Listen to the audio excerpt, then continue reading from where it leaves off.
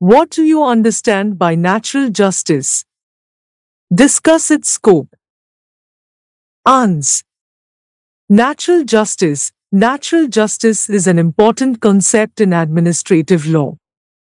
Term natural justice has signified certain fundamental rules of judicial procedure.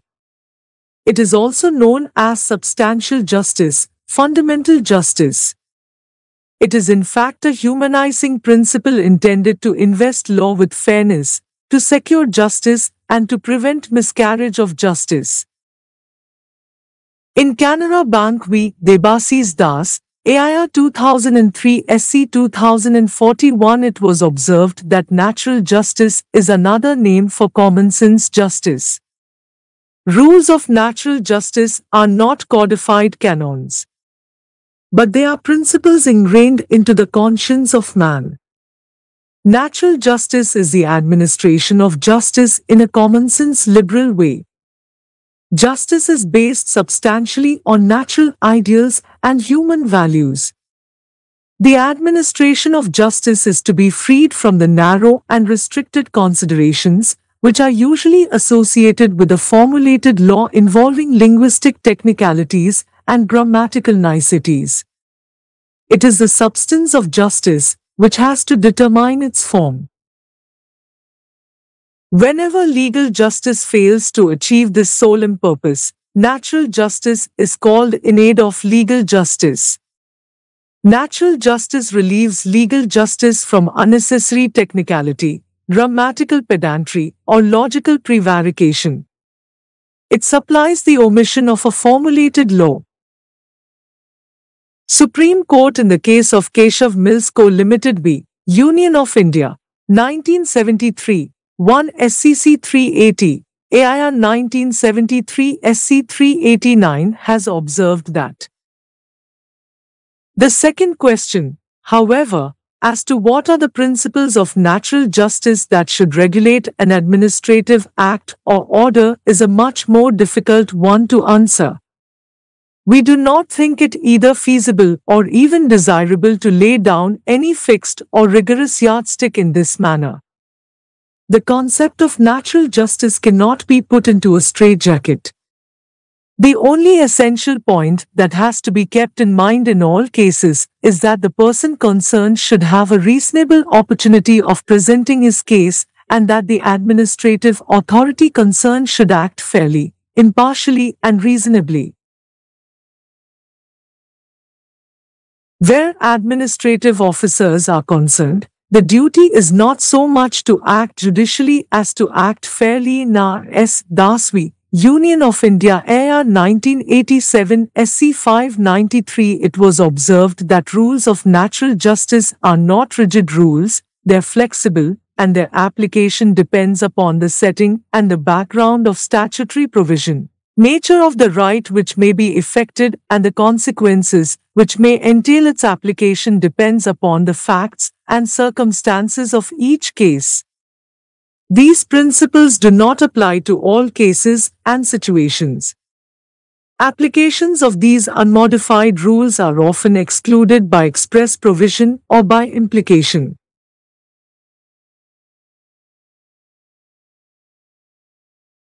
In Union of India v. J.N. Sinha AIR 1971 SC 40 it was observed that rules of natural justice are not embodied rules nor can they be elevated to the position of fundamental rights. Their aim is to secure justice or to prevent miscarriage of justice. These rules can operate only in areas not covered by any law validly made. They do not supplant the law but supplement it.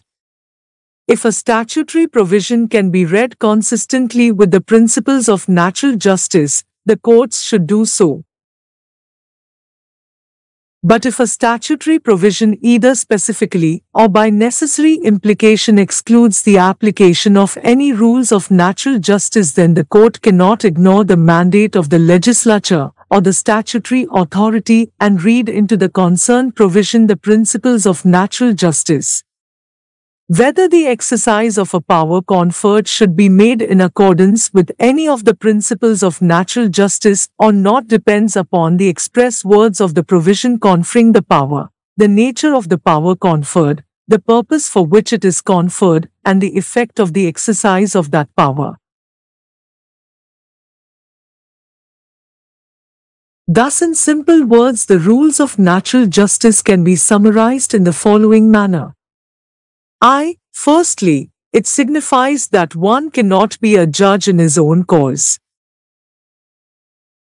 2. One who hears should decide. 3. Opportunity to the parties of being heard any producing evidence in support of their allegation. 4. Right to cross-examination. The broad principles of natural justice are as follows.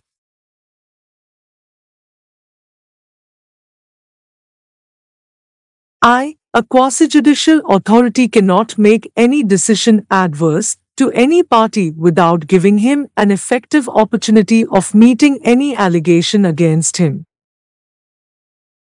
2. That every person whose civil right is affected must have a reasonable notice of the case he has to meet. 3. That he must have a reasonable opportunity of being heard in his defense. 4. That he must have the opportunity of adducing all relevant evidence on which he relies, the evidence of the opponent should be taken in his presence, and that he must have the opportunity of cross-examining the witness examined or relied upon by the opponent, and documents which are necessary for the purpose of an effective exercise of the foregoing rights should not be withheld from such person.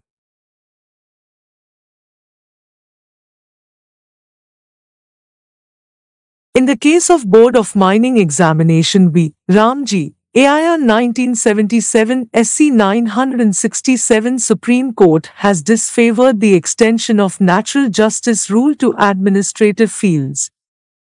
Krishna Iyer J. observed,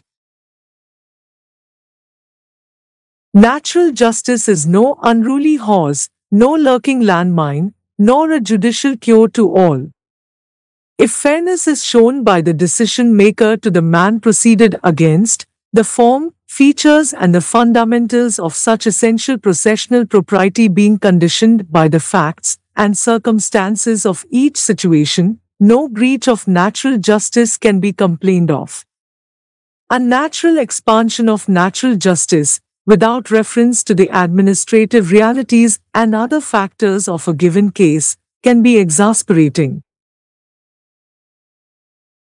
The Supreme Court in Maneka Gandhi v. Union of India, 1978, 1 SCC 248, equated the rules of natural justice to the Americans' due process and emphasized its application in administrative procedures. The court felt the necessity of spelling out fair procedure in all these cases where the legislature enacts a law which may affect the rights of an individual.